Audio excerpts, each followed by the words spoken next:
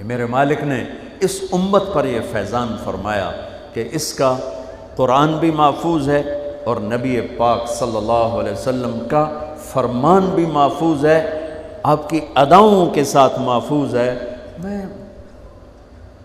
ایک آپ کو مثال دیتا ہوں، اگر ہمارے نبی پاک صلی اللہ تعالی علیہ وسلم کے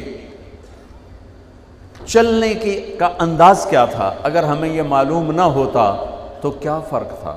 کوئی جنت جہنم کا مسئلہ تو نہیں ہے نا، لیکن میں قربان جاؤں ان صحابہ پر اور ان کے شاگردوں پر، ان کے اگلے شاگردوں پر، یہاں تک کہ جنہوں نے میرے نبی کی چال بھی ہم تک پہنچائی۔ میں آپ کو ترجمہ بتا دیں، یمشی تکفیا ویقارب الخطا، آپ تھوڑا کندھے جھکا کے چلتے تھے اور پاؤں چھوٹے رکھتے تھے، کھلا پاؤں نہیں، ایسے نہیں، قریب، پاؤں چھوٹا، کندھے جھکے ہوئے، گردن آگے تھوڑی، اور چال میں تیزی، اتنی تیزی تھی کہ صحابہ کو ساتھ دوڑنا پڑتا تھا۔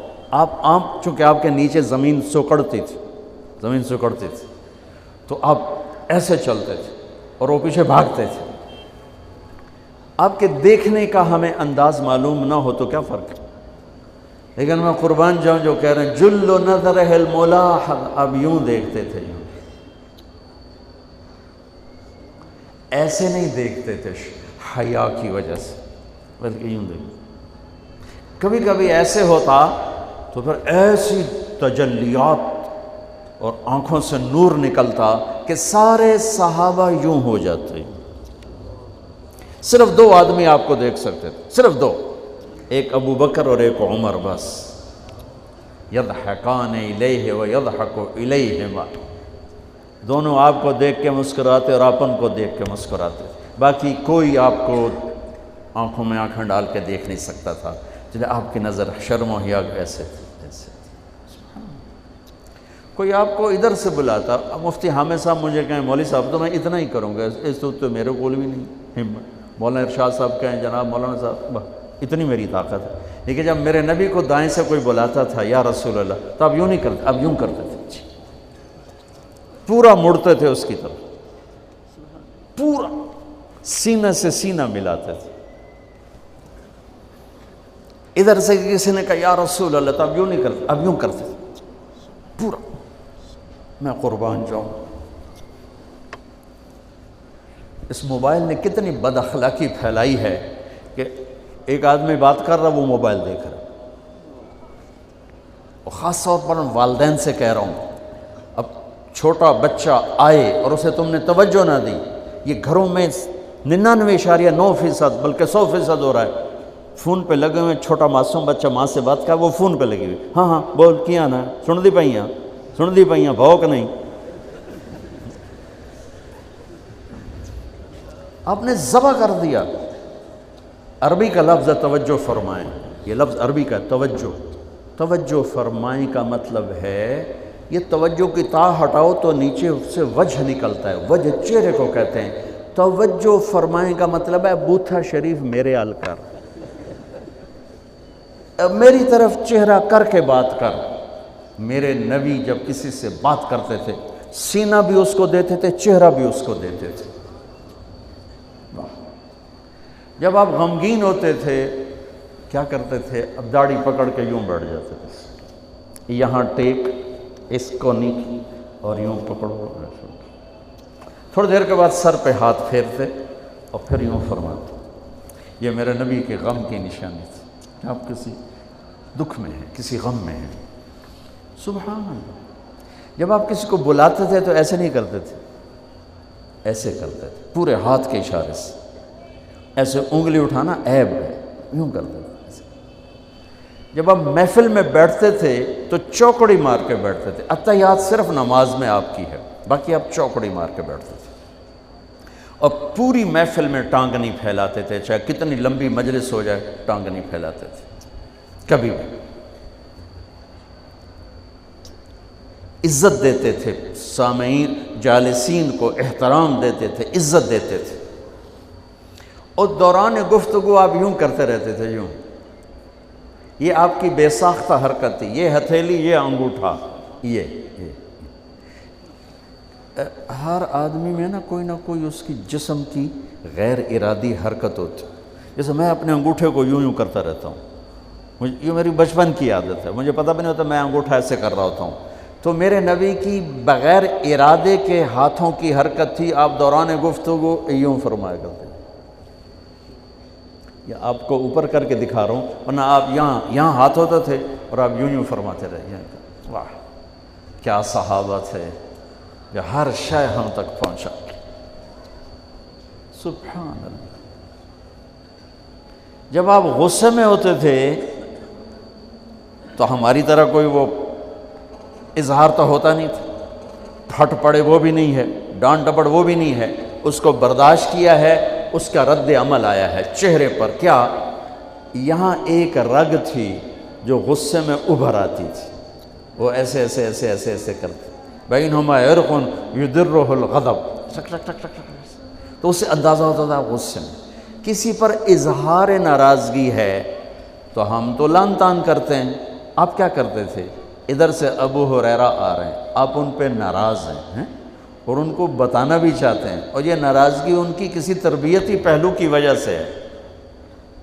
من تصر لنفسہ لا یغضب لنفسہ ومن تصر لہا. ساری زندگی اپنی وجہ سے نہ کسی پہ ناراض ہوئے نہ کسی کی ڈانٹ ڈپٹ کی. تو جب ادھر سے آ رہا ہے نا ابو ہریرہ اور آپ ان کو اظہار ناراضگی فرمانا چاہتے ہیں تو یوں دیکھا اور ساتھ ہی یوں ہو جاتے تھے. بس ادھر سے انس آ رہے ہیں، آپ ان پہ ناراض ہیں، دیکھتے ہی آپ یوں ہو جاتے تھے. بس یہ اتنا تھا میرے نبی کی ناراضگی کا اظہار کہ آپ لگتا ہے ناراض ہیں. جب آپ خوش ہوتے تھے تو یہ جگہ گلابی ہو جاتی. پہلے بہت خوبصورت رنگ تھا گلابی، لیکن یہ اور زیادہ چمکنے لگتے، اس میں سے نور نکلنے لگتا تھا. اتنی چھوٹی چھوٹی بات. میرے نبی کی کوئی بات چھوٹی نہیں ہے، لیکن جیسے فرض اور ہے، فرض کفایہ اور ہے، واجب اور ہے، سنت موقدہ سنت، یہ ساری ایسے ہی. میرے نبی کا ہر عمل عظیم الشان ہے کہ ہر عمل جنت میں لے جانے کا اور اللہ کی رضا کا ذریعہ ہے. تو چھوٹا تو کوئی نہیں، آپس میں تقابل کے. یعنی یہ میں وہ چیزیں آپ کو بتا رہا ہوں جن کا جنت اور جہنم سے تعلق نہیں، عشق سے تعلق، محبت سے تعلق. ہماری جماعت گئی حافظ آباد، وہاں میں وکلاء میں بیان کر رہا تھا. علاقے کے بہت بڑے ذمہ دار آئے ہوئے تھے. کسی کام تو انہوں نے دیکھا تو ساری عدالتیں خالی. تو ان کا کیا ہوا کہ یہ تبلیغ والوں کا عالم آیا ہوا ہے، اس میں سارے چلے گئے. تو اس نے وہ پہلے تو بیٹھا رہا، پھر وہ جو جج کا ریڈر تھا انہوں نے کہا چودھری صاحب ایتھے ویلے بیٹھے ہو اور جا کے گل سن لو. وہ ذرا تبلیغ کو اچھا نہیں سمجھتے تھے. ان کا چلو ویلا بیٹھا سننا ہوا. وہ آگے میں اس وقت اللہ کے نبی کے جانور بتا رہا تھا کہ میرے نبی کی 9 بکریاں تھیں، ان کے نام عجوہ، سقیہ، برکہ، ورثہ، زمزم، اطلال، اطراف، غیثہ، قمرہ. 9 بکریاں، 10واں بکرا یم، اور اس میں قمرہ آپ کی زندگی میں مر گئی. یہ احسان عظیم ہے ان ہستیوں کا جو واقعی اس قابل تھے کہ اللہ نے کہا رضی اللہ عنہ، جاؤ میں راضی ہو گیا، جو مرضی کرو میں راضی ہو گیا. سبحان اللہ. واہ. اور آپ کے اونٹ تھے 2 عسکر اور ثعلب، اور آپ کے خچر تھے عفیر اور دلدر اور فضہ، اور آپ کے پاس گدھے تھے 2 عفیر اور یعفور، اور آپ کی اونٹنیاں تھیں عذبہ، جدعا، شہبہ، قصوہ، اور آپ کے گھوڑے تھے لزاز، طراز، لحیف، سجل، سکب، سبحہ، ورد، یعصوب، یعبوب. یہ آپ کے گھوڑوں کے نام. ایک گھوڑے کا نام تھا ورد. کیوں تھا؟ جیسے گلاب کا پھول نمایاں نظر آتا ہے، وہ گھوڑا ایسا حسین تھا کہ گھوڑوں میں نمایاں نظر آتا تھا. سبحہ ایک گھوڑے کا نام تھا. سبحہ، سبحہ تیرنے کو کہتے ہیں. ان لک فی النہار سبحا طویلا.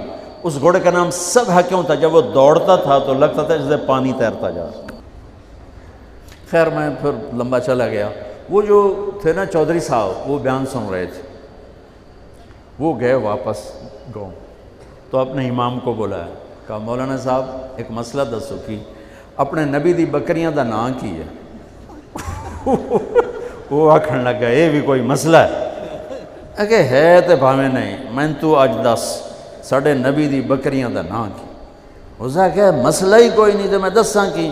اسا کہا تو اج تک میں نو پٹی پڑھائی ہے کہ اے نبی نو نہیں مندے تے اے نبی دے گستاخ ہیں، میں ہونے انہاں دے مولوی دی تقریر سنی ہے وہ تا نبی دی بکریاں نو مندیں تو انہاں نبی نو نہیں مندے، ہون تو جماعتاں نو روکیا میں تنو کھلے پھرے سا۔ پھر وہ ہماری جماعت پوری کو لے گیا اپنے گاؤں، نے 15-20 ہزار آدمی اکٹھا کیا، میرا بیان کروایا ہوا، کھانا ہوا۔ تو میں قربان جاؤں، آپ اسی سلسلے کی کڑی چل رہے جنہوں نے نبی کے علم کو لیا، آگے دیا، پھر آگے دیا، پھر آگے دیا۔